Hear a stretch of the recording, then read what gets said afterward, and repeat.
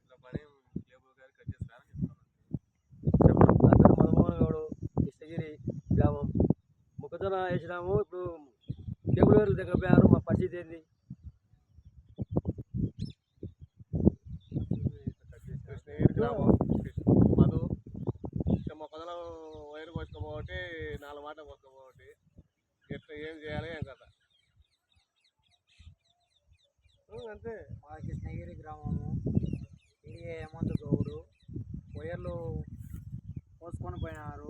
ఎవరో ఈ జాయింట్ గానికి కాకోకున్నాయి. మొత్తం 4 ఎట్లా మాటలు చేయాలి ఏం కథ? మొత్తం 10 బోర్లు మొత్తం